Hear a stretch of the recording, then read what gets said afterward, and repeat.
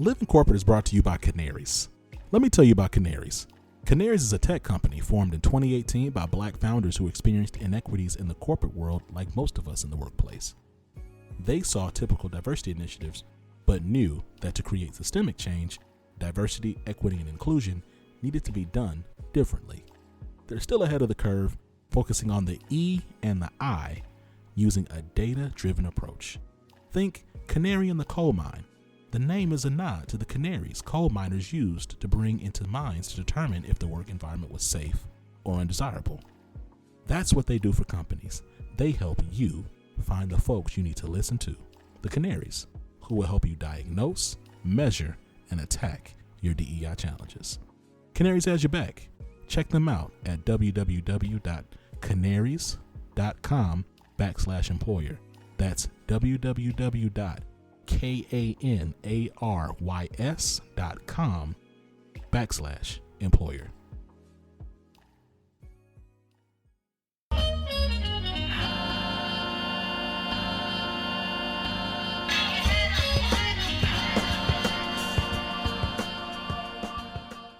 What's up, y'all? It's Zach with Living Corporate, and I am so tired, y'all. I'm tired. I am tired. Y'all see us, we've been dropping some additional episodes over the past couple weeks because of just all this trauma. And there's yet another case of state sanctioned murder, and apparently a cover up by the police hiding body cam footage. What's going on? What is going on, y'all? Listen, the future of work will not be exclusive to the happenings of this world. Technology makes that impossible. For those who don't know, maybe y'all been seeing it in the Twitter sphere, in the social media sphere. Basecamp just came out with an announcement about how they're just not going to talk about societal or political issues at work anymore. They're going to disband all the committees. They're going to remove incentives, very similar to Coinbase's announcement last year, right? And I'm gonna tell y'all, that is not realistic for the world in which we live. It's not only not realistic for your black and your brown employees, it's not realistic for your white employees either, to create an environment where you're only having for-profit discussions. We're human beings, right? So we exist in these spaces as ourselves. And for us to be successful in some of these roles, especially these very highly creative or collaborative or, just roles that require a lot of critical thinking and intuition, you have to be able to bring your full self to that space. And if you can't, you're likely not going to create the type of value that you want, and certainly not the kind of value that companies are looking for. We've done all the research on this already.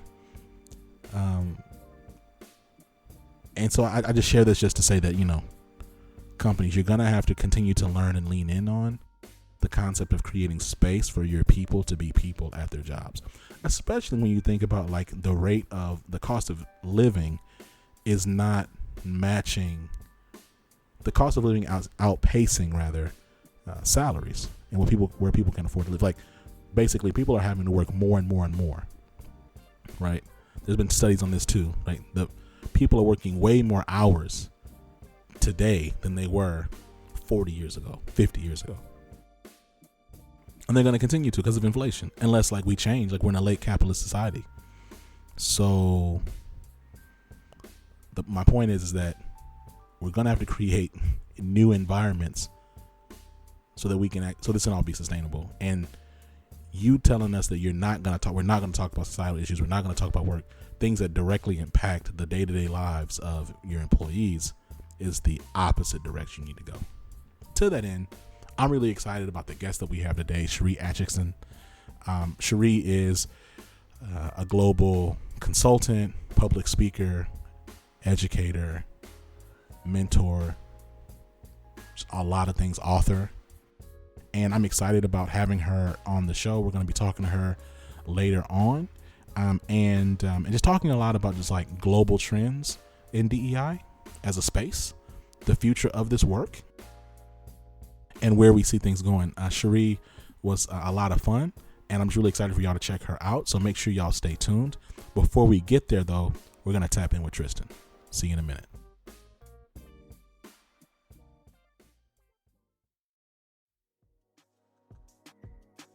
What's going on, Living Corporate? It's Tristan, and I want to thank you for tapping back in with me as I provide some tips and advice for professionals. Today, let's discuss a couple of bad habits that may be holding you back from getting that new job. Have you ever felt like you were doing everything right in your job search, but no matter what you do, nothing is working? We always hear about what we should do to land a new job, but sometimes we also need to know what we should stop doing that could help us move forward in our job search. This past weekend, I read an article in Forbes by Adenola Adeshla titled, "Want a New Job? These Bad Habits Might Be Holding You Back." She lays out some pretty common bad habits that I've seen in many of my own clients, so I wanted to take a moment to share them with you. First, you keep calling yourself a jack of all trades. Let's be real here.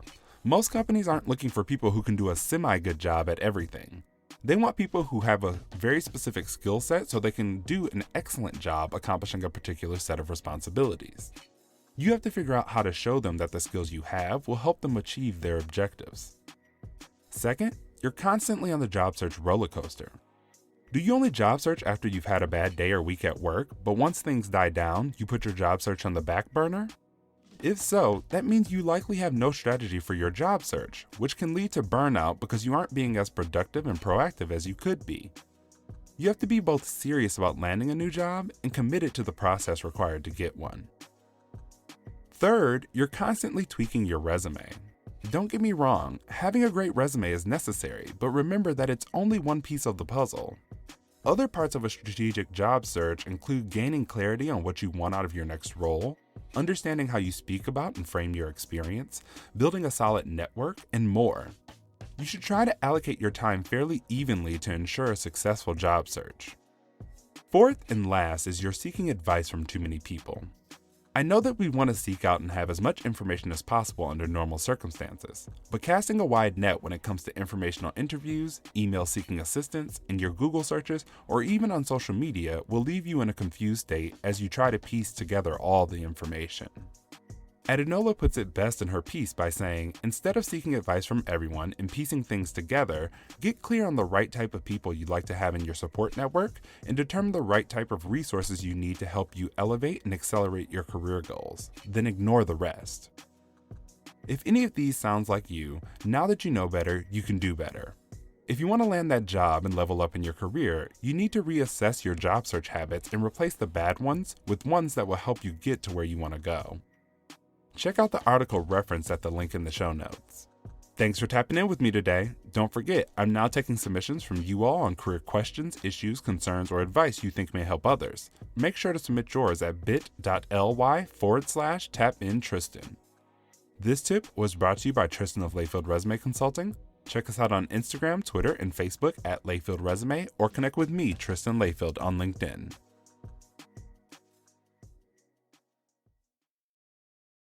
Living Corporate is brought to you by the Liberated Love Notes podcast, part of the Living Corporate Network.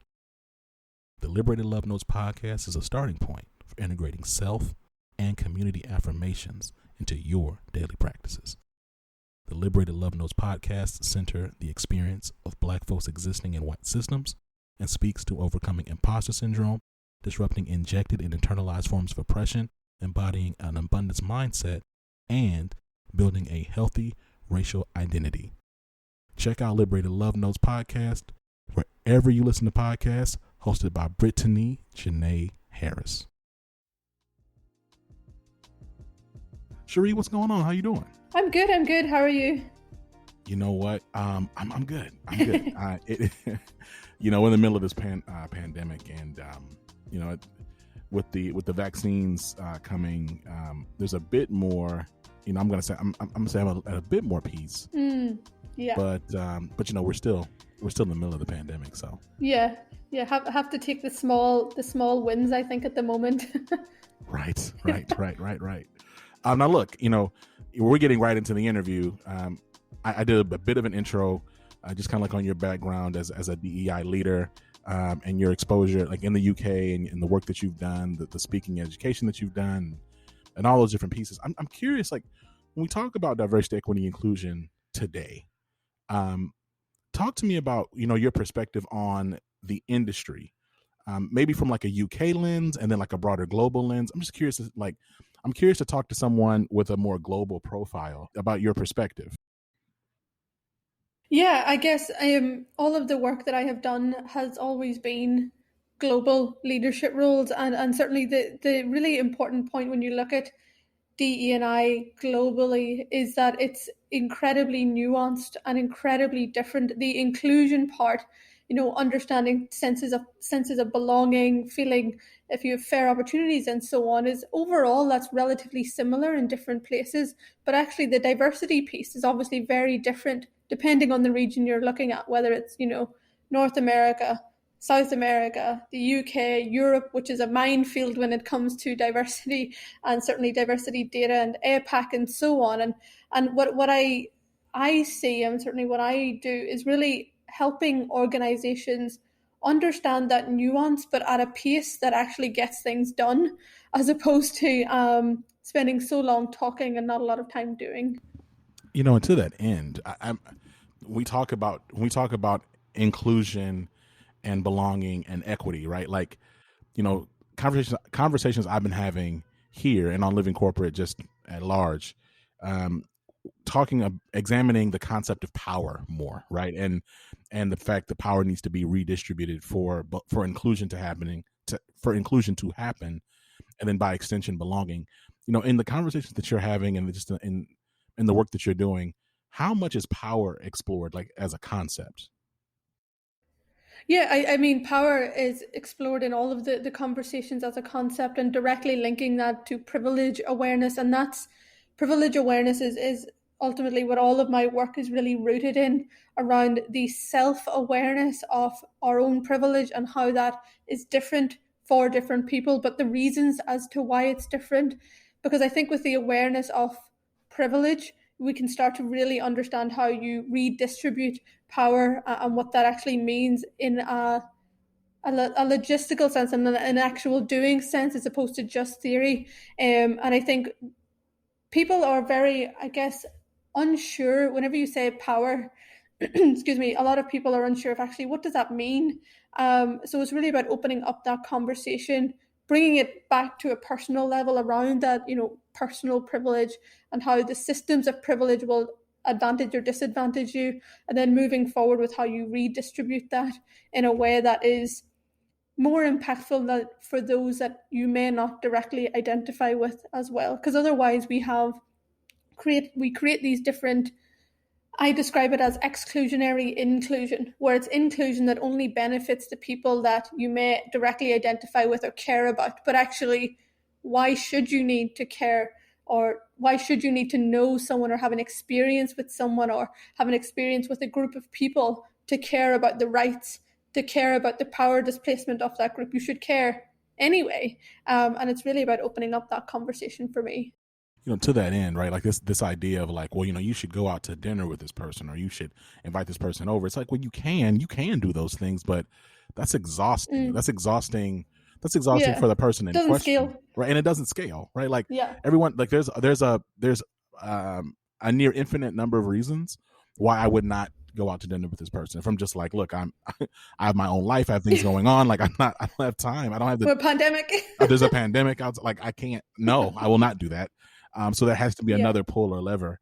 It's interesting. You talk about, we talk about privilege. I think so often we do examine privilege in these fairly binary ways, right? In terms of, if you're white, you're privileged. If you are black or brown, you are not.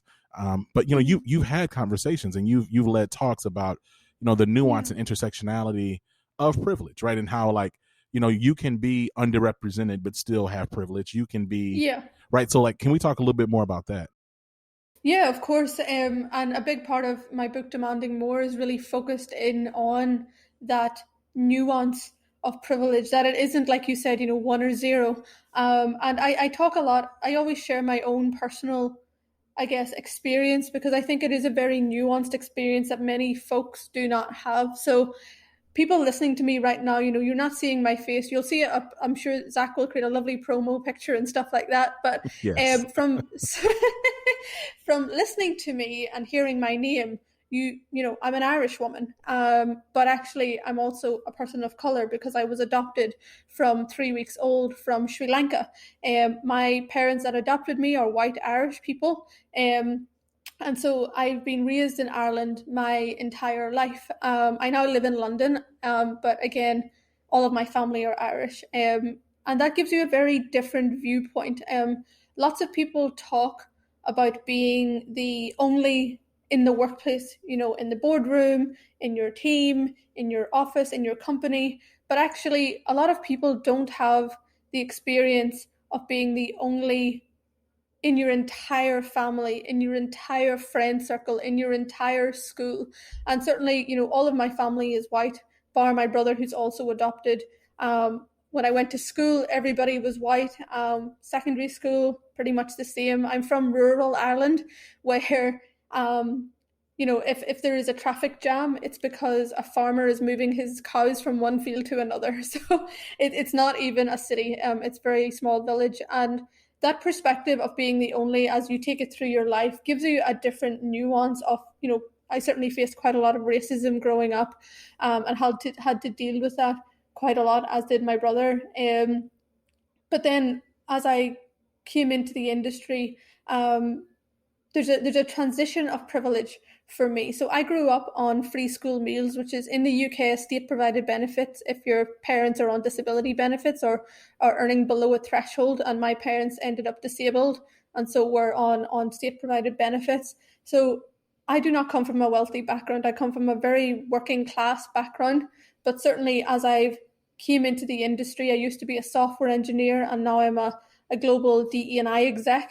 I have a financial privilege now that my family never has had. We are not used to that kind of, I guess, income or money being around. And I'm also married to a white Irish man. And when you start to think about how privilege manifests itself, I always say the biggest privilege that I think people can have is the privilege of being listened to. And I am listened to. I mean, I'm being listened to right now. But what I mean by that is when you're listened to, when people are actively interested and waiting to hear what you're saying versus getting ready to or speaking over the top of you, you have the ability to share your views, to share your insights, and to be respected to do that. And that means usually that you're at a level of privilege, of seniority, and so on. Especially as a woman of color, that's quite a big deal for me. And that's where the nuance of privilege comes into, because whilst I am incredibly underrepresented in my field as a senior woman of color in industry, I am also incredibly privileged because I don't have any financial worries. I am listened to. I sit in senior leadership rooms. I'm able to comfortably talk about my partner because we're both heterosexual.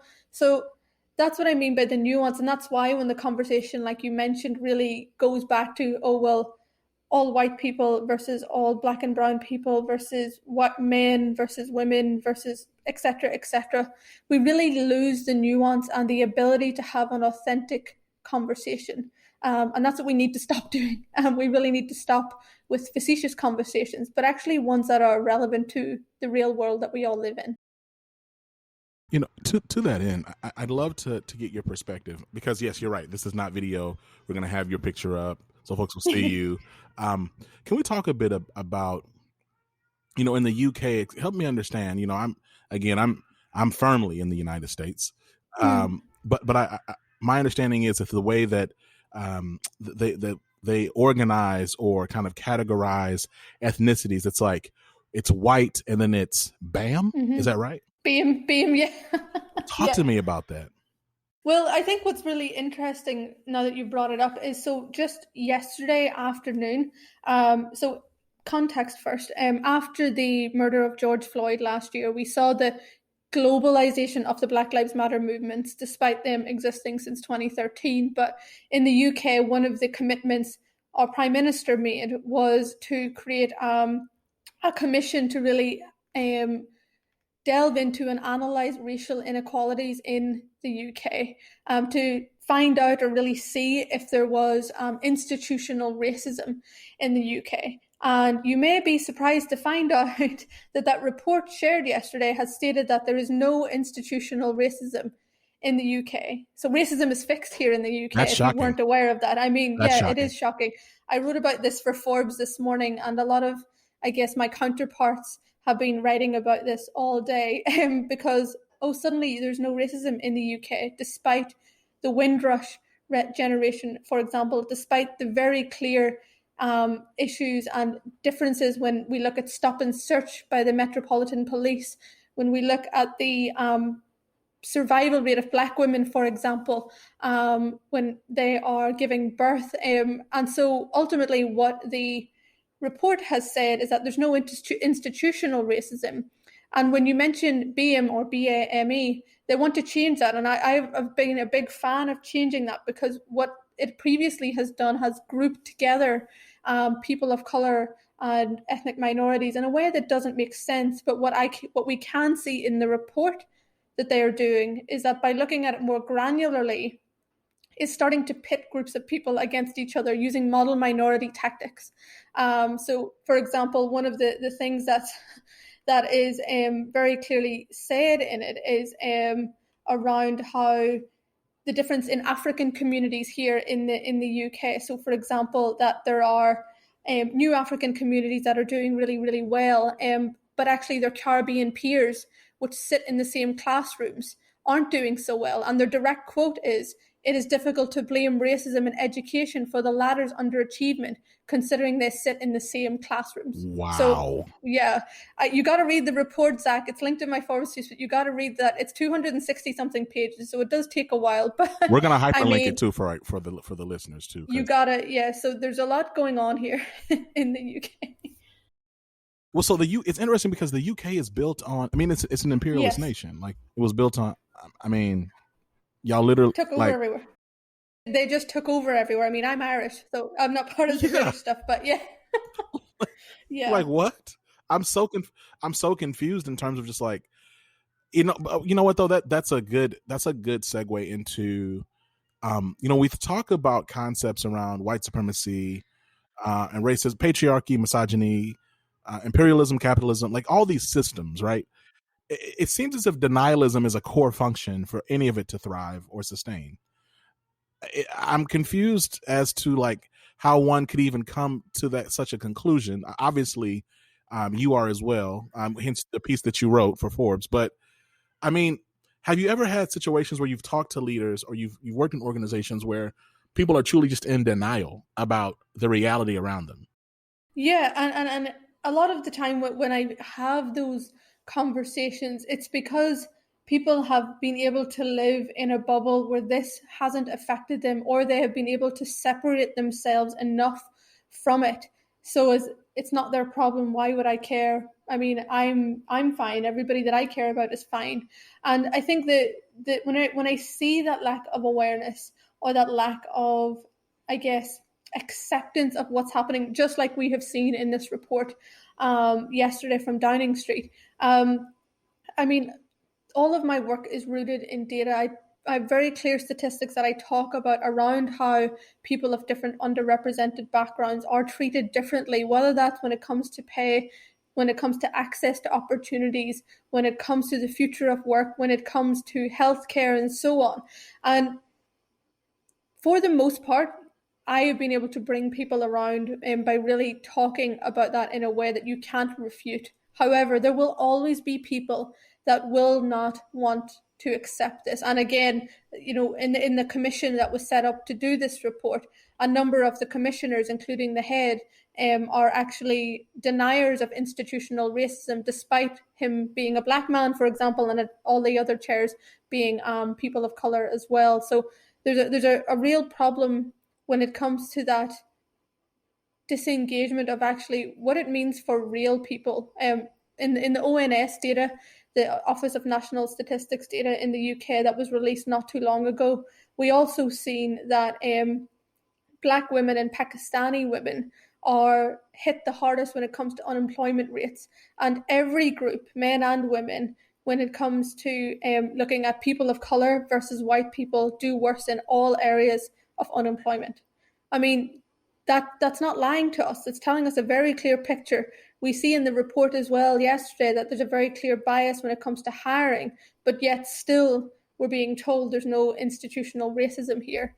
And what I really wish was that people would be willing to accept that there are some incredibly disgusting and horrible things that certainly the UK, for example, and countries around the world must accept that they have done, so as we can learn from it, so that we can accept it and then move forward with purpose in a meaningful way, as opposed to pretending that, the land of the free, British excellence and so on is what we need, because, that's not what we need.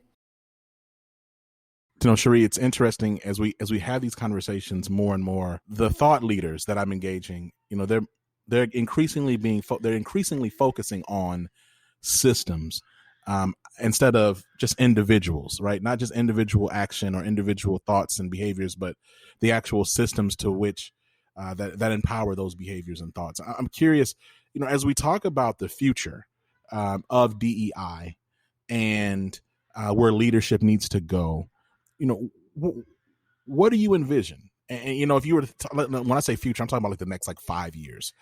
Where do you see the space going, and where do you see leaders having to make the biggest transitions in terms of mindset, style, and behavior? Yeah, I mean, for me, the biggest transition is the accountability piece. And I write about this a lot too, because one of the biggest pitfalls in DE&I work is assuming that the business leaders will be accountable without metrics. And then the second pitfall is that the assumption that diversity, representation, accountability is enough to change workplaces, to change policies and processes, and it isn't.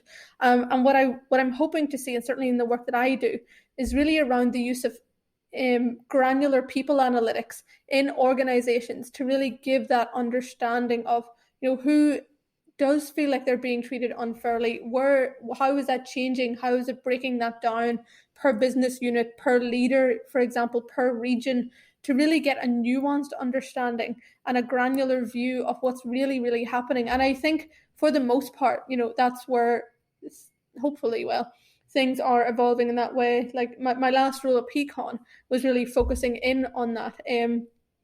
And it's a game changer when you're able to do that, when you're able to embed accountability with a metric across inclusion. Because what that means is it's easier to measure, and it's easier to have a conversation when things go well, but also when they don't go so well. And that's the key point here, is developing for success and failure, as opposed to just success, which I see too many people doing. When we talk about this next generation, like in America, there's been a lot of conversations about Gen Z and how they're really going to shift and force, conversation. They're going, things are going to have to pivot. Because this next generation is much more socially engaged. They're using technology in unique and different ways, and there's going to be really, like, we're coming up on almost like a reformation of work because of this next generation. And then also, of course, you have millennials who are going to continue to be more prevalent and prominent in the workforce and leadership roles. I'm curious, does the UK? Are there similar thoughts and things like that across the pond? Oh yeah, I mean that those thoughts, and certainly in all of the global work I do, are everywhere. That change in generations and that mindset shift and that expectation shift is everywhere in the world. Certainly, North America and everywhere else. And we see that the younger generations are demanding more, that they are expecting more from employers and employees, that they are choosing where to work based on, the response an organization has to DE&I, what hiring managers are saying when they ask questions in interviews around this work. And I think that's because this generation is more outspoken, is more comfortable being outspoken. We had a case in the UK yesterday, or the day before actually, where there was a school in England which had banned coloured hijabs that young girls were wearing, and all of the students have protested. They sat outside. They wouldn't come into the school until the rule was changed, and then today it's been announced that the rule has been changed. So they are not taking anything from anybody. They're really pushing, and I admire that in that generation, because I think it's exactly what we need. We need to demand more. So let's talk about your latest book, what you're excited about as we think about the rest of 2021, and just where people can learn more about you. Yeah, of course. So my latest book, Demanding More, Why Diversity and Inclusion Doesn't Happen and What You Can Do About It, really focuses in on the history and the decisions that people have made to bring us to the stage we're at now, which is a world that is unfair and inequitable. And then through that conversation provides very meaningful and measurable ways to make changes at a personal level and at a systemic level in your business. Every chapter is paired with senior leader interviews, CEOs, chief diversity officers, chief tech officers, and so on, who have really done this work in their business as well. So not just my views, but actually views of some incredible people too. And I mean, writing that book has been such a privilege with Kogan Page, and our UK publication date is tomorrow, and our US one is at the end of the month. But you can pre-order now. It's everywhere, quite literally everywhere. And for me, you can get me on Twitter at Nirushika, which is NIRUSHIKA. I'm on LinkedIn. I'm launching my website tomorrow, which is ShereeAtcheson.com. So, I mean, if you Google me, you will find me no problem at all. It's facts. When I Google you, it's you on. You got the I'm everywhere. You're everywhere. You're on the Forbes, on the TED Talk, HBR, LinkedIn. You know what I'm saying? That's it. Killing out here. Virus. Look, I'm really excited and thankful that you were able to stop by. And look, we can see you're a friend of the show. Let's make sure we have you back sooner than later. Also, I'm gonna tease you a little bit. Thank you so much for being on, because I hit you up like 2 years ago, and you were like, "Hey, yo, look, I'm too big for you." You didn't say it like that. That's not what you said, but that's what you said. Though you were like, oh, you do America? I'm global. I was like, oh, okay, all right, my fault. And then I waited, right? I didn't say nothing. I let you ride. And then I was like, you know what? I'm gonna get on CBS. I'm gonna get on Fortune. I'm gonna get on Forbes, and then I'm gonna hit her back. And I hit you back.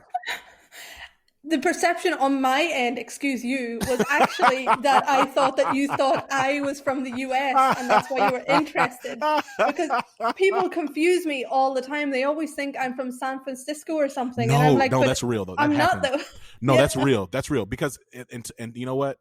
You're right. Because your brand, because it does seem so global, but you're the work that you do, and even sometimes like the way that you're right. I'm not surprised at all that people would sometimes like rush and assume that you're from the West Coast.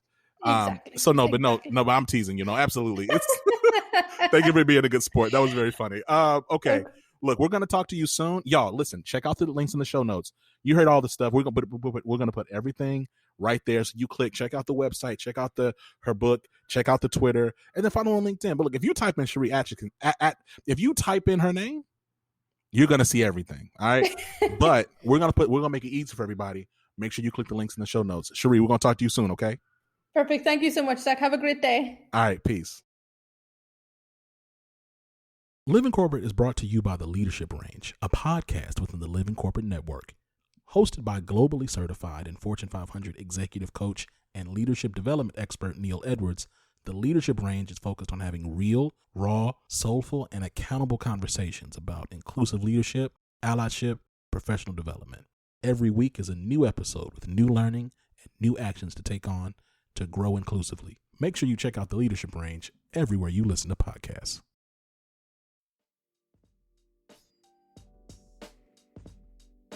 All right, we're back. Yo, thank you, Sheree. Thank you. Shout out to the team. Shout out to The Break Room. Yo, The Break Room got featured on Forbes. We see y'all. If you haven't checked out the Forbes article yet, man, you're missing out. You gotta check out the Forbes piece. Shout out to The Break Room. Every single Thursday at 7 p.m. Central Standard Time. Our web series focused on mental health, healing, and wellness for Black folks at work. Shout out to y'all. Shout out to the access point. Shout out to the group chat. Shout out to our writers. Shout out to Aaron. We see you, our operations manager. You know what I'm saying? Appreciate y'all.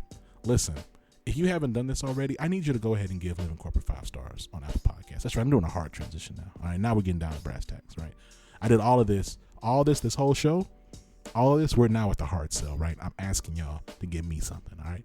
We come together as a unit, as an organization, and create fire content for your head top multiple times a week, right? For free, for the free 99, for the free ski. What I'm asking for is for y'all to go on Apple Podcasts, open up, you know what I'm saying? Press 5 stars. Just give it 5. Put 5 on it. Shoo-be-doo-bop-bop, no weed. Put 5 on it. All right? And then take this, what you're listening to, and then share it with somebody. Post it somewhere.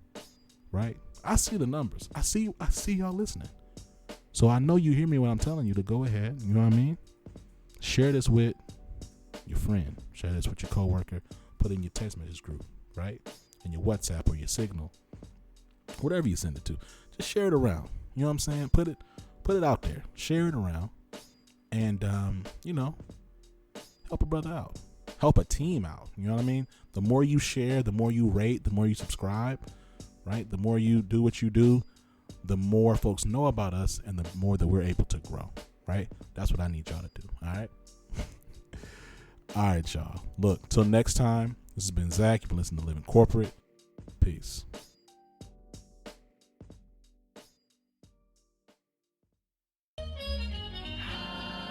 Living Corporate is a podcast by Living Corporate LLC. Our logo was designed by David Dawkins. Our theme music was produced by Ken Brown. Additional music production by Antoine Franklin for Musical Elevation. Post-production is handled by Jeremy Jackson. Got a topic suggestion? Email us at livingcorporatepodcast@gmail.com. You can find us online on Twitter, Facebook, Instagram, and living-corporate.com. Thanks for listening. Stay tuned.